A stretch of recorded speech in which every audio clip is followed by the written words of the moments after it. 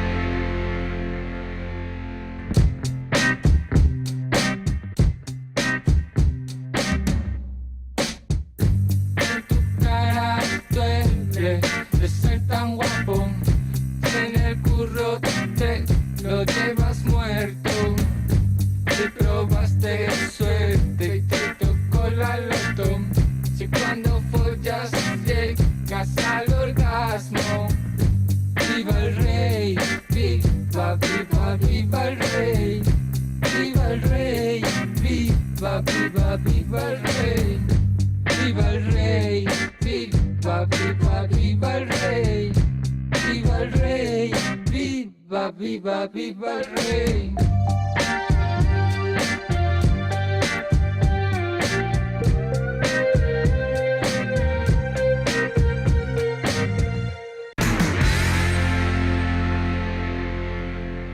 Esta noche tenemos la fortuna de contar en la frontera con alguien que ya nos visitó. Se llama del señor Echenique. ¿Cómo estás? Bien, con mucho trabajo y un poquito triste por lo que ha pasado estos días. Pero, semanita. Esta mañana bien. Me he acordado de ti porque he estado en el CSDEM dando clase en el curso de Estado Mayor y me ha regalado este bolígrafo, un guardia civil. Y me he acordado de, no sé si se ve, en la... Ahí está, ¿no? Entonces me he acordado de la que te han montado a ti por poner la bandera de España en tu Twitter.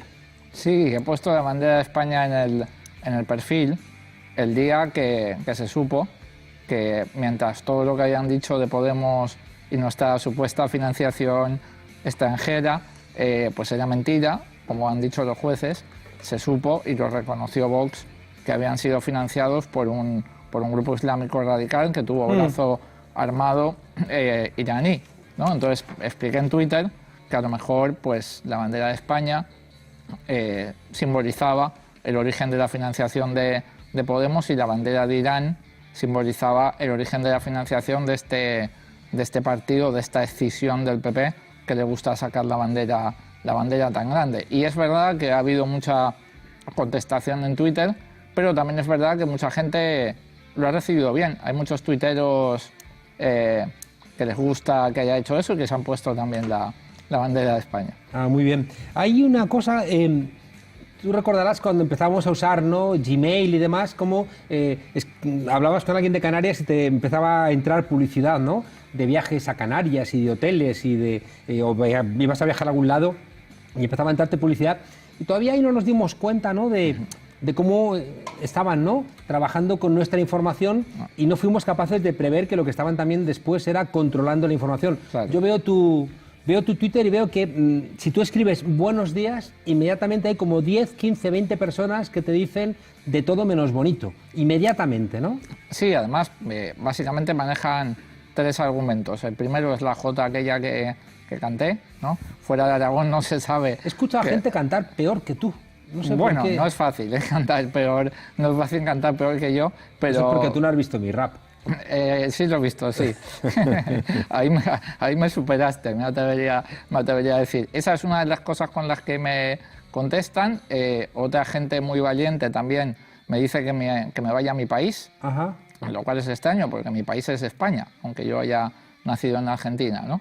Y luego gente que no tiene ni idea de derecho laboral, pero ha leído mucho a Inda, pues me saca aquello del asistente, ¿no?, que no saben si es hombre o mujer, no saben, no, da todo igual, pero básicamente son 3 argumentos y que además es curioso porque contestan como de una manera robotizada, es como casi personas sin voluntad que digamos, repiten de una manera muy automática, muy robotizada, argumentos que vendedores de ponzoña, pues... Claro, y que pues miras los seguidores que tienen y todos tienen 10, 15, 20, es decir que claro. Son gente que están ahí simplemente, ¿no?, para hacer ese ruido, se les bloquea porque insultan y vuelven a crear otra vez un perfil similar y forma parte también de esa presencia. Fíjate que yo recuerdo en la red púnica muchos contratos de estos fraudulentos eran posicionarse en Internet, ¿no? Que claro. No quedaba claro qué significaba. Era esto, era comprar espacios para Big Data. Sí, el conseguidor de la púnica, Alejandro de Pedro, creo que se llamaba, se dedicaba, pues claro, a la difícil tarea, ¿no?, de mejorarle la reputación a los corruptos del Partido Popular. De hecho, bueno, la actual candidata del Partido Popular a la Comunidad de Madrid, Isabel Díaz Ayuso, pues hace unos años la Unidad Central Operativa de la Guardia Civil estableció en un informe que era el puente entre la púnica y Esperanza Aguirre. Y de hecho hay un email que consiguió la Guardia Civil cuyo asunto es favorcito, ¿no? Y es un email que manda la actual candidata de Pablo Casado a la Comunidad de Madrid a la púnica para mejorarle la imagen a Esperanza Aguirre. Pablo, cuando surge Podemos, yo recuerdo haber comentado un libro que me impresionó mucho, que yo he leído y he releído muchas veces en estos 5 años, que es de un comandante sandinista cuando los sandinistas eran de verdad, ¿no? No como la dirección actual del país, cuando era gente realmente pues, revolucionaria. Y hay un libro que se llama, tiene 2, ¿no? La montaña es algo más que una inmensa estepa verde, y el otro se llama Canción de amor para los hombres. Y ahí los 2 libros cuenta más o menos la misma historia de su experiencia en la sierra, en la guerrilla, y siempre lo más doloroso es cuando camaradas, ¿no?, de alguna manera dejan, ¿no?, la guerrilla y un buen día, ¿dónde están? Y se han ido, y la preocupación que ha pasado, ¿dónde están? Hasta que se dan cuenta de que, bueno, de que por las razones que sean, se han ido. Y eso siempre vinculado a una frase muy cínica, ¿no?, de Andreotti, que decía que hay grandes amigos, conocidos, enemigos profundísimos y compañeros de partido, ¿no? Y de alguna manera siempre celebrábamos, ¿no?, en el nacimiento de Podemos, pues, un ánimo, ¿no?, de cordialidad, de esa camaradería, ¿no?, de quien está peleando por mejorar este país, de sentir que nos estábamos ayudando, cubriéndonos las espaldas unos a otros, pero eso no siempre ha sido así. No, y yo creo que es vital entender que es algo indispensable en el camino que hemos emprendido. Lo es por 2 motivos. Primero, porque si no eres capaz de cuidar y de querer a los que te acompañan en el viaje, es difícil que puedas, bueno, pues implementar políticas públicas o hacer cosas en el ámbito político para cuidar a los demás, ¿no? Esto por un lado. Es decir, la feminización de la política de la que tanto hablamos también hay que hacerla hacia adentro, y eso implica pues quererse y cuidarse. Pero hay además una componente estratégica. Cuando una fuerza como Podemos aparece, cuando aparece una fuerza que quiere eliminar los privilegios fiscales de esa gente que comentabas en tu monólogo, que acumula tantísima riqueza, cuando aparece una fuerza como nosotros que molesta a los poderosos, el nivel de ataques que sufrimos es muy intenso, y sin camaradería es imposible aguantar ese nivel de ataques. Es decir, por un lado existe lo moral, los principios que nos tienen que hacer cuidar a los demás, pero creo que también hay una componente estratégica fundamental, y es que sin camaradería no podemos afrontar enemigos tan poderosos como los que tenemos. A veces en ese contexto, ¿no?, donde uno entiende que no puede discutir con claridad las cuestiones políticas porque hay, ¿no?, todo un eco, ¿no?, de medios de comunicación queriendo construir el mensaje en una dirección. Bueno, tú recientemente, ¿no?, también fuiste de los que saliste, ¿no?, a intentar explicar por parte de Podemos qué estaba ocurriendo con la apuesta de Íñigo Errejón de encabezar un proyecto político diferente, ¿no?, al de Podemos, bueno, al que había dado cuenta la dirección del partido al cual él pertenecía apenas 5 o 10 minutos antes, ¿no? Y tú hiciste unas declaraciones que han sido criticadas por su dureza. Sí, dije una frase desafortunada, y creo que aquí sin ambajes y sin matices, cuando alguien se equivoca pues tiene que rectificar, y yo con esas declaraciones me equivoqué. Te equivocaste al afirmar que Errejón, bueno, pues entendías que tenía que haber dejado el escaño y no lo dejaba.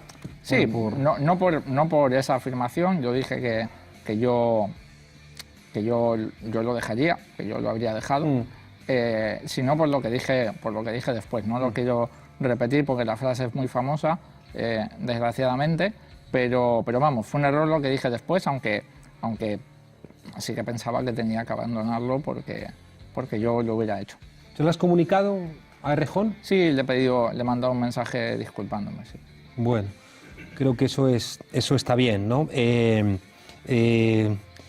un elemento que creo que es lo que preocupa al conjunto de los españoles, Pablo, y es en un momento concreto, ¿no?, donde se están peleando unos presupuestos que me consta que ha sido muy difícil. Es decir, conseguir arrancarle al Partido Socialista de Pedro Sánchez, que se trajo de Bruselas a Nadia Calviño precisamente para que hubiera la misma estructura fiscal que mandaba el ajuste neoliberal. Y Podemos, Unidos Podemos, le arranca con mucho trabajo los 900 euros. ¿Está en peligro? Yo espero que no. Yo espero que no haya consideraciones individuales o de parte que hagan peligrar esto, porque efectivamente mejoraría la vida de millones de españoles, que es además a lo que creo que tenemos que venir a política. Yo soy científico y a mí me apasiona la ciencia, la echo muchísimo de menos. Cada vez que tengo un científico cerca le taladro con debates científicos porque lo echo muchísimo de menos, y yo no estaría aquí si no pensase que se pueden cambiar las cosas, y segundo, que lo urgente es resolver los problemas materiales de vida de las personas. Y efectivamente, bueno, pues reuniones hasta la madrugada y en un tiempo récord, y mirando cada coma del acuerdo y arrancando cada palmo de terreno, pues nos llevaron a un acuerdo que es menos de lo que podríamos poner en marcha si gobernásemos nosotros, pero que es mucho más de lo que había antes. Yo espero que no peligre. He escuchado que habéis planteado desde Unidos Podemos que el Gobierno incumple 11 puntos del acuerdo de presupuestos generales del Estado. Sí, 11 puntos como mínimo. Yo lo ponía en las redes sociales, ponía los más importantes. Efectivamente, de momento incumple la regulación de la subida abusiva de los precios del alquiler. La gente está... No es pequeña cosa. No, es decir, que es que los alquileres están en Madrid a 1.000 euros. Sí, somos el país de la OCDE en el cual las familias gastan un mayor porcentaje de su sueldo en pagar el alquiler. Hay una burbuja del alquiler que además está fomentada por los fondos buitre, los fondos buitre como el del hijo del señor José María Aznar, que especulan pues con la vida de la gente, que intentan desahuciar bloques enteros de vivienda, subiéndole abusivamente el alquiler para echar a las familias y para luego especular con sus viviendas. Nosotros hemos arrancado el compromiso de que el gobierno debe regular esas subidas, pero todavía no lo han hecho, y por supuesto antes de que haya que votar los presupuestos tienen que haberlo hecho, porque los acuerdos que firma Unidos Podemos pues se tienen que cumplir. El otro elemento importante es la luz, ¿no? Ahora con el frío, que la ola de frío, la perspectiva de que hay pobreza energética y hay gente que tiene que pensárselo, ¿no? Si se ducha, si calienta la comida, si calienta la casa, qué habitación calienta. Sí. Además aquí se ve de nuevo clarísimamente cómo la subida de la factura de la luz no es un fenómeno meteorológico, ¿no? Como alguna vez ha dicho Mariano Rajoy, sino que está provocado. Es decir, tenemos un oligopolio eléctrico, un conjunto de empresas que operan en modo cártel, que además obtienen muchos más beneficios que sus homólogas europeas, y pagamos una de las facturas de la luz más caras de Europa. ¿Y por qué ocurre esto? Pues básicamente ocurre porque el mercado eléctrico se ha diseñado de una manera que está amañada. Claro. Que uno no paga el coste del kilovatio en función de lo que cuesta producir en kilovatio, sino que hay unos márgenes de beneficio blindados por las leyes que han ido aprobando los diferentes gobiernos, que hacen pues que uno pague mucho más de lo que cuesta producir la luz. Es decir, por un lado tenemos pobreza energética y, ojo, también familias de clase media que no están todavía en esa situación, pero están pagando un montón de dinero cada mes, y por otro lado tenemos un sector eléctrico con consejos de administración llenos de exministros y de ex altos cargos de los grandes partidos que se están forrando y están haciendo caja con esto. Y ahí también hemos arrancado un compromiso para regular que todavía no se ha cumplido. Todo apunta a que el escenario laboral en España viene torcido. Ahora mismo están los taxistas en la calle, tampoco están contentos los trabajadores de las licencias VTC, trabajadores de multinacionales amenazados con unos EREs brutales. El escenario no parece muy positivo, y no sé si el Partido Socialista está siendo consciente, ¿no?, de que si no se posiciona frente a estas grandes multinacionales, frente a estos grandes consorcios, va a ser imposible crear empleo de calidad en nuestro país. Ese es uno de las grandes diferencias entre lo que representamos nosotros políticamente y lo que representa el Partido Socialista. El Partido Socialista le cuesta muchísimo enfrentarse a los grandes poderes económicos y todo lo que tiene que ver con ello lo hace pues, de una manera muy reticente y muy tímida. Efectivamente, bueno, lo que estamos viendo en Alcoa es una vergüenza, lo que estamos viendo en La Naval es una vergüenza, el ERE que ha anunciado Vodafone es una vergüenza, lo que pasa con los riders en otro orden de cosas o lo que pasa con los taxistas es una vergüenza y casi siempre hay detrás una gran multinacional que pues, paga impuestos en paraísos fiscales y creo que efectivamente es ahí donde se ven pues uno de los límites más importantes del Partido Socialista. Ellos entienden que se puede conciliar de alguna manera la avaricia infinita de una gran multinacional que va de impuestos con los derechos de los trabajadores. Y nosotros pensamos que no. Nosotros pensamos que cuando hay conflictos de cierto tipo uno tiene que elegir bando y tiene que elegir a las familias españolas que lo están pasando mal. ¿Va a sacar los presupuestos Sánchez o vamos a elecciones? Bueno, depende fundamentalmente de dos actores. Uno es el propio gobierno. Si incumple con el acuerdo firmado con nosotros, tendrá el voto a favor de nuestro grupo parlamentario y el otro actor son los partidos catalanes que tienen que decidir si ponen en primer lugar las condiciones materiales de vida de los catalanes o ponen en primer lugar otras cosas. Si estos dos actores toman la decisión responsable y sensata, habrá presupuestos. Si no, no habrá presupuestos y el presidente ya ha dicho, creo, que convocaría elecciones este mismo año y no esperaría a 2020. Estaría en duda la fecha, pero adelantaría elecciones, lo ha dicho él. La persona que me ha regalado este bolígrafo con la bandera de España y el color verde de la Guardia Civil me ha dicho que te pregunte si Podemos es un partido independentista. El propio hecho de que alguien se lo pregunte habla mucho de la intoxicación habitual en los medios de comunicación. La respuesta es taxativamente no. La persona que me ha hecho la pregunta sabía que la respuesta era no, pero me ha dicho, y entonces pregúntale por qué cuaja en algunos sectores de la población española la idea de que sí.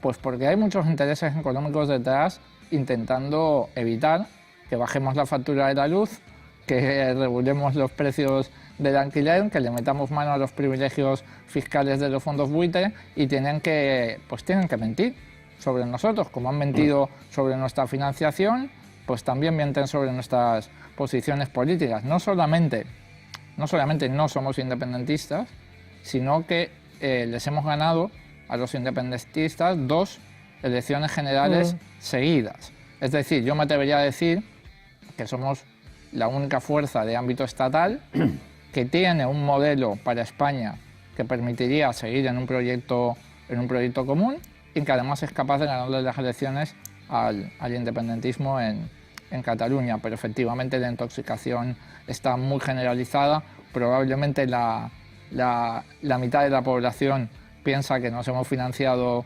de Venezuela y sin embargo los jueces saben que no, y el Tribunal de Cuentas saben que no, y también saben que Vox sí que se ha financiado de Irán porque lo ha reconocido Santiago Abascal y Ortega Smith. Pablo Echenique, secretario de Organización de Podemos. Yo te agradezco que, pudiendo discutir, ¿no?, en términos políticos, hayas dejado claro, ¿no?, esa disculpa para que nadie confunda los términos de la discusión, que son políticos, ¿no?, y no son personales. Déjame que te cuente corriendo. En Vistalegre 2, una semana antes, archivaron los casos que yo tenía por parte de toda esta intoxicación, ¿no?, de que si yo había malversado Hacienda y demás, me denunció Manos Limpias, que terminó en la cárcel. Bueno, pues todo lo que hemos sufrido durante todos estos años. Y en Vistalegre había un antiguo alumno mío, ¿no?, que me había pedido, cuando yo recibía todos los ataques, me había pedido que abandonase la ejecutiva de Podemos, porque decía que le hacía daño al partido. Yo le dije, tenemos que cuidarnos, porque van a por mí, pero después van a ir a por ti, a por otro. Claro. Él me dijo, ya, pero yo creo que debieras dimitir porque haces daño al partido. Y dije, bueno, te lo agradezco que me lo hayas dicho, porque sé, ¿no?, que hay un sector, él era del sector de Íñigo Errejón, sé que hay gente que lo está planteando, te lo agradezco tu sinceridad. Me lo encontré en Vistalegre una semana antes habían archivado todas las querellas y me acerqué a él y le dije, ¿cómo estás? Me hubiera encantado que cuando salió la información de que habían archivado las querellas me hubieras llamado para disculparte. Y se lo dije con el corazón dolido porque creo que la única manera, ¿no?, de que reconstruyamos el bloque de la izquierda es, como tú has dicho antes, queriéndonos un poco, ¿no? Es decir, de alguna manera que seamos capaces de dirimir los conflictos políticos desde la perspectiva de que estamos en el mismo bando. Podemos tener diferencias políticas, pero estamos construyendo un bloque político para frenar al bloque político de la derecha. Sin duda, y yo creo además, y creo que esto se vio hace muy poco, creo que en ese sentido Pablo Iglesias, creo que es uno de los mejores ejemplos de esto que acabas de decir. Nuestras diferencias con lo que planteó Teresa en Andalucía, nosotros somos unos convencidos de que ese argumento que dice que Podemos no tira y que hay que cambiarlo por otra cosa, pues es un argumento falso, que no está sustentado en hechos, pero hay gente que piensa diferente y nuestras discrepancias con Teresa en esto han sido públicas y notorias, y sin embargo, pues después del resultado andaluz, Pablo Iglesias fue el primero que salió en los medios de comunicación a decir que Teresa es la mejor líder para Podemos en Andalucía y a demostrarle todo nuestro apoyo. Yo creo que efectivamente eso es precondición para que podamos cambiar este país desde las fuerzas políticas realmente transformadoras, y creo que afortunadamente tenemos un liderazgo en estos momentos en Podemos que lo entiende y que lo ejerce. Pablo Echenique, muchísimas gracias por acompañarnos, por tu humildad, por la disculpa y por entender que para hacer política de manera diferente hay que sentirla de manera diferente. Muchas gracias por estar aquí en La Frontera otra vez y buenas noches. Un placer, como siempre. Tú, Pablo, si te queda gasolina, saca ese lanzallamas que compartimos.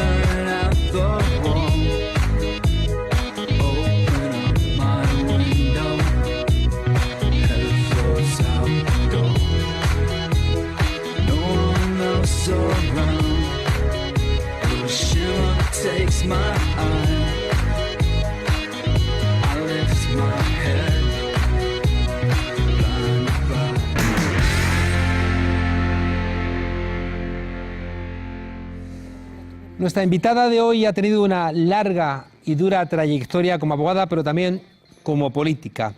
También es un referente del feminismo en nuestro país, cuando ser feminista en este país te podía costar caro. Ha pasado por distintas instituciones y por distintos partidos, pero ella siempre va a insistir que para pensar lo mismo tenía que cambiar de partido. Gobernó con Tierno Galván, se enfrentó a Carrillo, fundó Izquierda Unida, fue disidente con Julia Anguita y hoy forma parte de Actúa junto a Llamazares y Baltasar Garzón, que a su vez están con sus particulares también disidencias y fracciones. Ha luchado, como decía, siempre por los derechos de las mujeres y tiene algo envidiable, incluso para una persona como yo, que como Benjamin Button no envejece, sino que cada vez está más joven, que es esa energía que tiene que parece eterna. Cristina. Bueno, no quiero que sea eterna, ¿eh? Bueno, pero... Lo que me dure. Oye, no quiero ni un día más. ¿Qué has aprendido de la izquierda durante toda la vida? Pues seguir siendo de izquierda. ¿Y eso qué es? Pues tener ideas sociales para todo el mundo, querer cambiar el mundo y cambiándome a mí y cambiando también a los de izquierda. O sea, que los comportamientos nuestros de cada día tienen que, de alguna manera, anticipar la sociedad que queremos. Está claro. Entonces, eso se lo olvida a muchos líderes. Bueno, yo soy, y además yo soy muy partidaria de una persona que casi nadie la conoce, que es Alejandra Kollontai. Claro. Que en los tiempos de la revolución de Lenin, ella se preocupó del cambio de la gente. Dice, el hombre nuevo, la mujer nueva, la moral nueva, y no todos que son o bien machistas cuando no se dan un repaso, o bien explotadores, o bien lo que sea. Y mientras tú no cambies tu concepto y tengas una nueva moral, una moral más sana, estás confirmando valores que no te has cuestionado. Me leí hace poco, Cristina, que no la había leído, La bolchevique enamorada, ¿no? A De ver, Alexandra Kollontai. bueno, claro, y es que me encantaba, y las abejas obreras, porque eran como las de Corín Tellado, pero Sí, en era plan una parte de Corín Tellado, ¿eh? bolchevique, sí, En la sí. bolchevique enamorada decías, Pues coño, claro, no- porque quería enamorarse del bolchevique era un gañán que te Era caía, así. pero ellas se las querían y...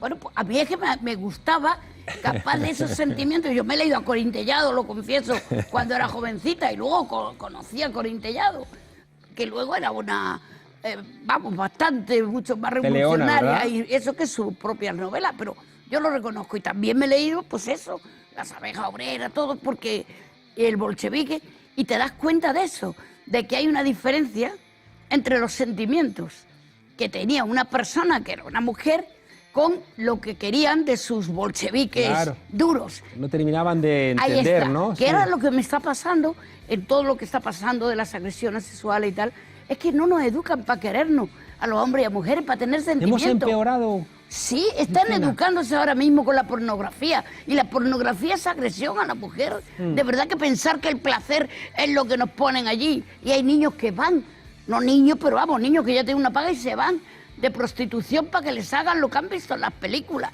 Y entonces no te extrañas que se crean que el placer es que 4 o 5 puedan coger a una y hacerle lo que sea, porque eso le va a dar placer a ellos, sobre todo. Bueno, me parece que eso significa una falta de cultura. Por eso yo estoy preocupadísima por la educación de este país. Es decir, que si el pacto de la violencia, y lo he dicho el otro día que presenté un libro sobre educación es política, dije, si el pacto de la violencia se pudiera haber antes hecho un pacto de Estado por la educación, por una educación libre, no católica, sino laica, lo que tiene que ser una educación de primera calidad y de formación de personas en valores, de ciudadanos que sepan pensar y tal, pues hubiéramos adelantado el 50% del pacto de violencia. Una de las críticas que yo hago, por cierto, te tengo que regalar un libro que te he prometido. Sí. Que no se nos olvide. Por venir en mi coche porque no había taxi, ¿eh? Así es, así es.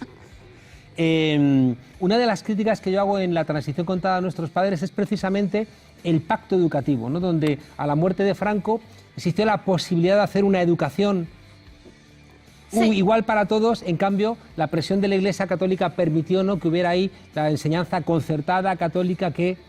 En un principio yo creo que la debilitó. enseñanza concertada no estaba pensada para la Iglesia, sino que el problema había una falta también de medios, de colegios, para hacer que la educación fuera No, universal. pues meterle plata, Es meterle verdad, dinero. ya, meterla universal, pero no se podían hacer los colegios y todo eso individualmente. ¿Qué pasó? Que se hizo una educación concertada, que era menos concertada que católica, digo, Claro. porque es verdad que había influencia católica, pero se entendía una educación pública, no tenía que tener. Pero luego ya vino la degeneración. Un Y yo en un negocio. momento, ¿qué? Se convirtió en un negocio. Claro, y en un momento en que ya sí se podía retraer esa concertada y quitarlo, yo creo que la presión de la Iglesia pues ha tenido mucho que ver en este país. Y el no quitar el concordato, todas esas cosas las estamos... Y mira el pago que da la Iglesia, que en el fondo cada vez está peor porque tiene unos intereses que ya no son puramente religiosos, sino que son... Cristina, cuéntame una cosa que no termino de entender. Tú que eres una mujer con compromiso y que has peleado toda la vida. ¿Por qué hay mujeres machistas? Bueno, Estoy pensando en estas mujeres de Vox que parece que quieren resucitar... de vos y de lo que sea, no, y del porque yo lo he Partido oído y del Popular, Partido y de Popular Ciudadanos. y de más sitios, Y de Ciudadanos. incluso de nosotros, ¿entiendes? Bueno, pero Porque... en la izquierda hay comportamientos machistas, pero no discursos. Ya, no, porque el machistas. discurso Mientras- ya no se atreve tanto, pero porque en yo la lo he derecha, visto. Cuando yo sí, sin duda. iba a dar mítines, hablar del aborto y venía el glorioso camarada. No hables de eso, que no es popular.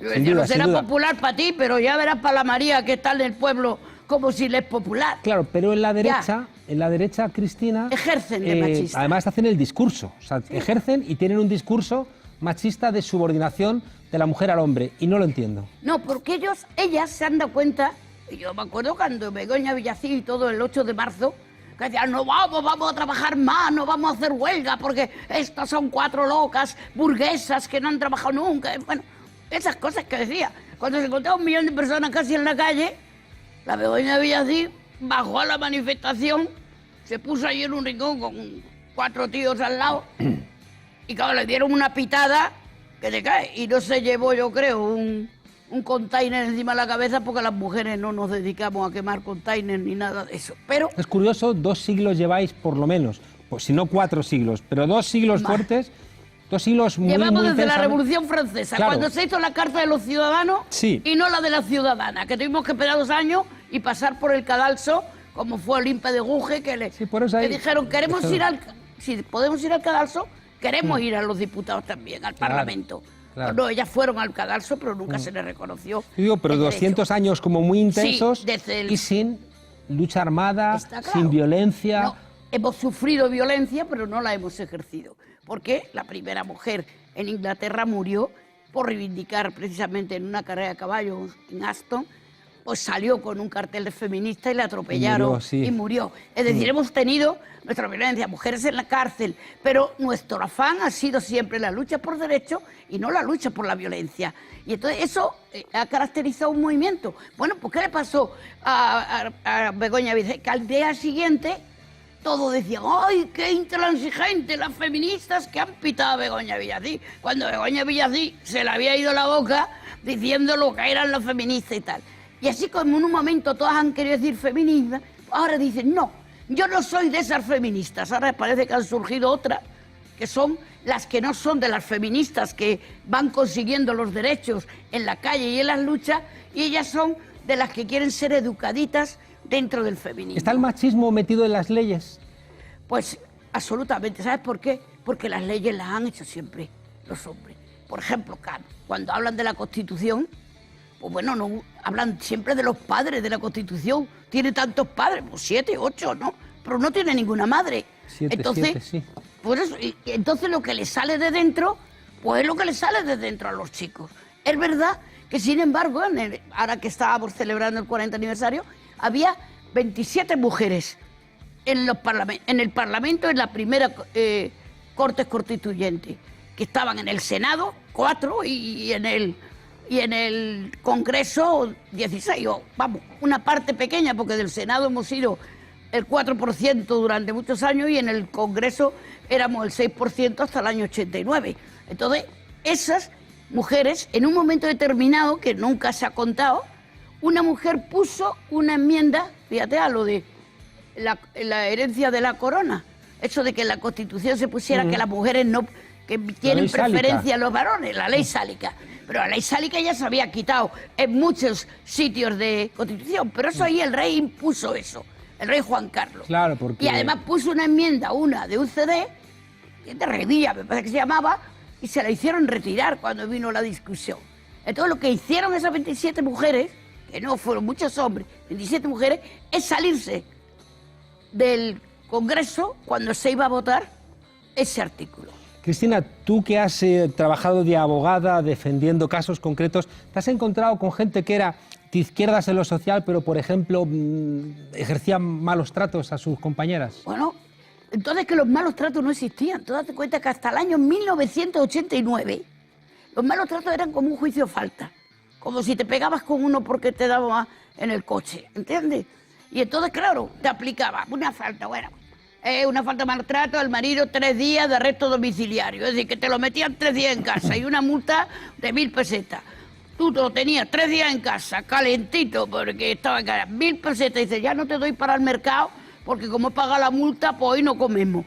Entonces tú te tragabas el marido en casa, la multa que le habían puesto, y claro, por 3.000 pesetas, pues la animaba a que te diera otra paliza.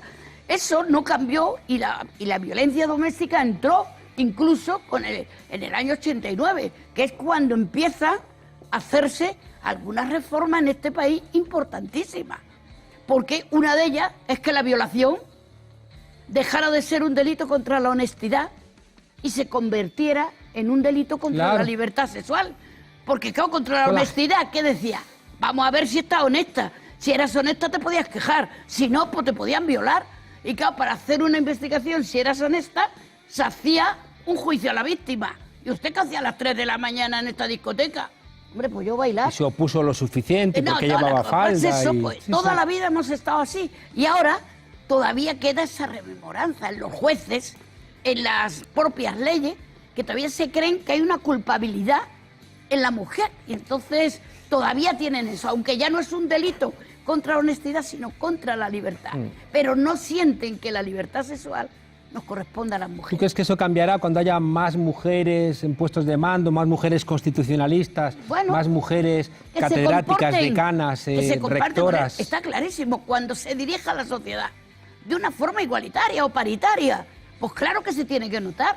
Llevamos 20 siglos, como tú dices, con un gobierno de hombres, con gobiernos de hombres. Ahora empieza desde el año 60, en el año 69, que también se establecieron por fin las cuotas en el año 89. Hay mujeres neoliberales que dicen, yo soy feminista, pero están en contra de las cuotas. Bueno, porque claro, se creen que las cuotas es como una cosa que nos hace. Date cuenta que nosotros hemos tenido que luchar por derechos que los hombres no han tenido que mover un dedo. Yo cuando me casé enamorada de un glorioso camarada, estupendo, cuando me casé la primera vez, pues resulta que ese amor me llevaba a la pérdida de mis derechos. Y yo, que ya era abogada de presos políticos, un día que fui a la cárcel, a Jaén, yo había estudiado lo de las limitaciones de la mujer, pero me parecía que era una lección, como estudias en la universidad, por si te tocan el examen. Cuando fui a denunciar al director de la cárcel de Jaén, y en el juzgado me dicen, no, pero tú no hay edad, 23 años tendría yo, qué joven, profesión, abogada, oh, qué lista. Y de Estado Civil, yo pues me acababa yo de casar en el año 68, 3 meses antes. Y tenía todavía la cara de tonta, pues de eso. Y digo, casada. Y no me va a decir casada, se para allí, ¿está ahí su marido? Digo, no, mi marido estará en Madrid, estará durmiendo. Y dice, es que usted no puede denunciar. Dice, porque su representante legal es su marido. Y mira que yo había estudiado, pero de repente pensá que el amor me había convertido en un representante legal, digo, eso no lo debían explicar por separado. Porque para marido le he probado, para representante legal, no. Y a lo mejor me gusta otra gente para que me represente legalmente. Y desde aquel día cambió mi visión del mundo. Claro. Oye, tú que has pasado por muchos lugares con cierta pelea, ¿esa capacidad de autodestrucción de la izquierda? Pues sí, porque sabes que lo peor que tiene la izquierda es que se cree que la disidencia tiene que estar fuera. Y ha pasado siempre, por muy modernos que digáis la nueva política, lo mismo. Yo me acuerdo cuando iba a hacer Vista Alegre 2, que le mandé un tuit a Pablo Iglesias, como él me había llevado alguna vez a la tele, igual que en Fora Apache, en esas cosas que hacíais hace mucho tiempo. Yo había ido a las televisiones. Y le dije, no vayas a hacer un Vista Triste 2, que ya tenemos mucha experiencia. ¿Pero no lo hizo? Bueno, pues lo hizo bastante, no, porque todavía está... Las cosas las estamos viviendo. Pero fíjate que los que pierden en el PSOE, los Madina, los que pierden en el PP, como Soraya Sáenz de Santa María, se van al basurero de la historia. En cambio, en Vista Alegre 2, Íñigo Errejón, que fue el perdedor, salió de candidato a presidente de la Comunidad de Madrid. Sí, pero no ha durado mucho tampoco. Bueno, pero no ha sido... del Congreso, se fue al Rinchi. Bueno, pero eso no ha sido una decisión en este caso de Pablo Iglesias por hacer justicia. Pablo Iglesias comete muchos errores y hace muchas cosas mal. Es que la disidencia en concreto, no. enriquece a las organizaciones. Claro. ¿Sabes por qué me echó a mí Carrillo el partido? Yo no me enfrenté con Carrillo.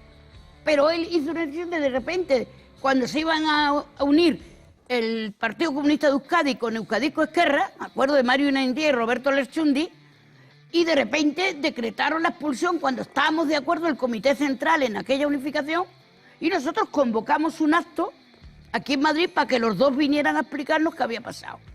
Y antes de que se celebrara el acto, me dan una carta de expulsión, que me acuerdo que me la dio un compañero que luego me lo encontré en el PSOE en allí. Bueno, pues me da una carta de expulsión. Digo, oye, que hoy no ha salido mi nombre. Dice, no importa, pero si va a salir mañana, digo, es que hoy ha sido un error, pero va a salir mañana. Y dice, pues nada, ya te he hecho hoy. Digo, no, pues lo digo por la historia. Yo no he tenido un enfrentamiento con Carrillo, ni con Anguita. Con Anguita, en un problema que tuvimos también, que Izquierda Unida queríamos que fuera un partido y no una plataforma electoral, por mucho que la llamara, pues como no se podía disolver el PC, que era el problema básico, pues entonces nos echaron a nosotros, al PDNI. Dice Ahí que enredó mucho el grupo Prisa. Hay que mucha enreda, prisa. yo creo que enreda. A nosotros siempre... ten por seguro que no nos enredó el grupo Prisa. No, digo que enreda porque todo lo que debilita, ¿no?, a lo que estaba a la izquierda del PSOE, el grupo Prisa siempre ha procurado. Yo me he dado de baja del grupo Prisa, yo era socia del País desde que nació, porque entonces éramos los que queríamos mantener un periódico más a la izquierda.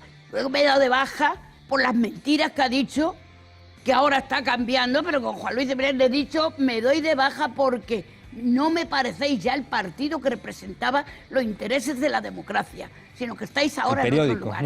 El periódico. Y yo Oye, mandé... Cristina, que nos hemos comido el tiempo. Ay, eres promotora de Actúa, sí, junto a Llamazares, que acaba de dimitir, ha dimitido al mismo tiempo Llamazares y Íñigo Rejón. Lo de Llamazares venía antes, porque ya le habían abierto un expediente, le querían abrir, porque... Por las grabaciones aquellas donde decía que a lo mejor se presentaba... tenía que desvestir a un santo para vestir a otro. Yo creo que no era tanto el asunto. El asunto es que, mira, Izquierda Unida todavía no se sabe dónde está, porque ahora ha dicho que iba con Podemos, ahora está diciendo que ya no va con Podemos. Yo voté incluso Izquierda Unida después de muchos años de no haberlo votado, hasta que cuando precisamente en las últimas elecciones dijo que no se votara para la comunidad ni para el Ayuntamiento de Madrid Izquierda Unida, que iba Luis García Montero a la comunidad, y yo, sin ser de Izquierda Unida, me pringué por la persona de Luis García Montero, hice mítines y todo con él, porque me parecía una persona estupenda para la izquierda, para el diálogo entre la izquierda. Digo, si va Alegre,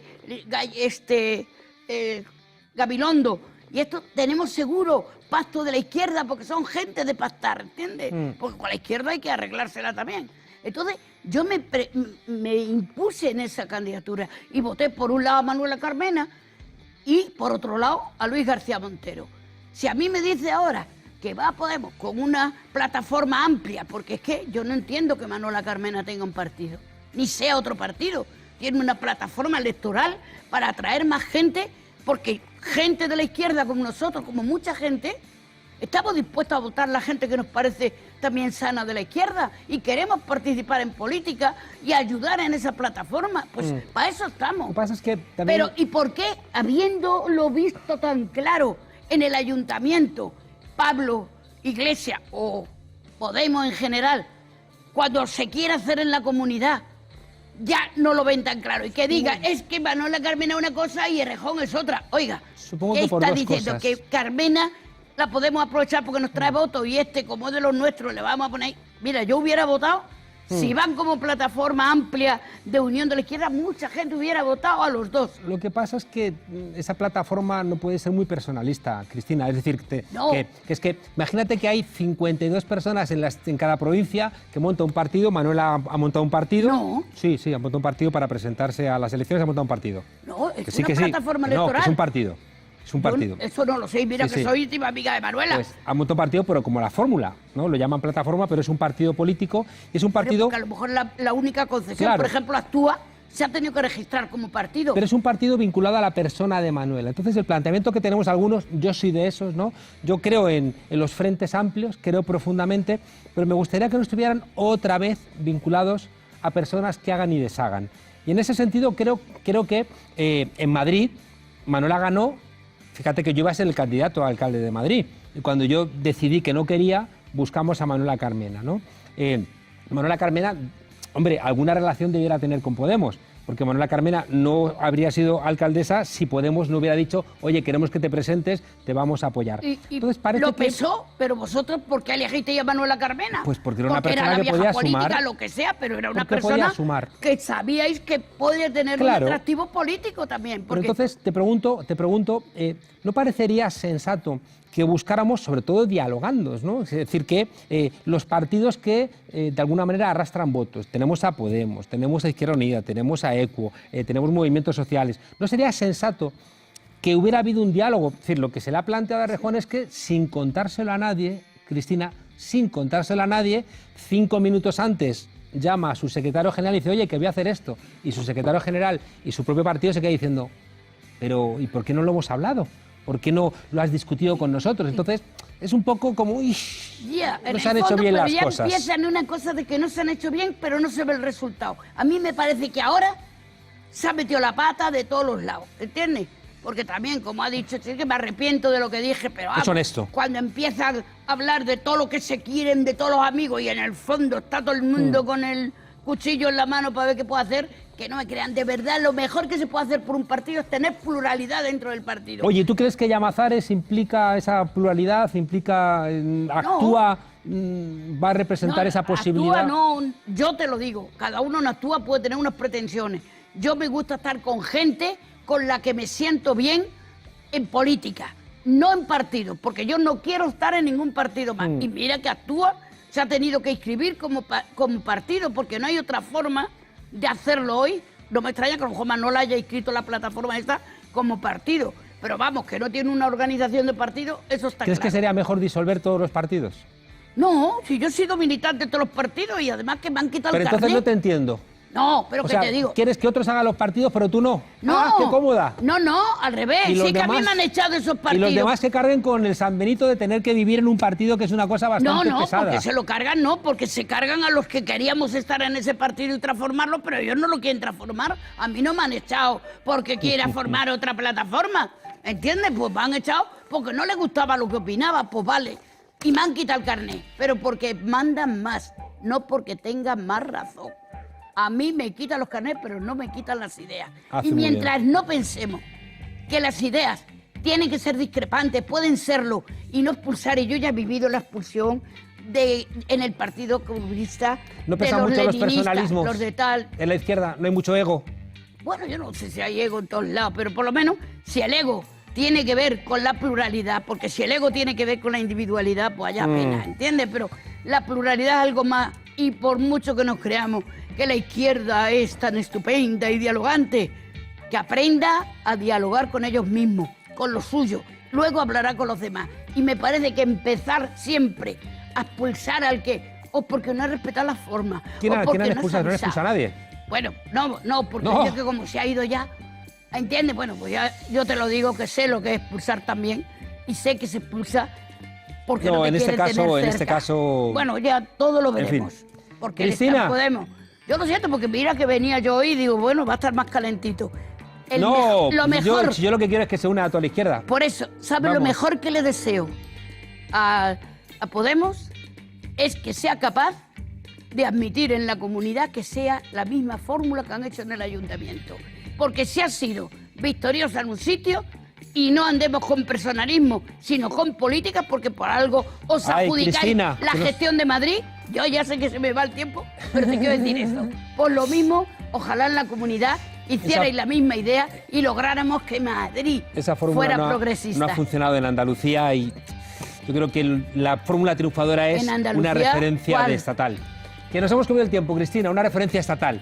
Bueno, pero te tendremos que traer otro día, para seguir discutiendo. Nos queremos ir mandándole un abrazo a Lolo Rico.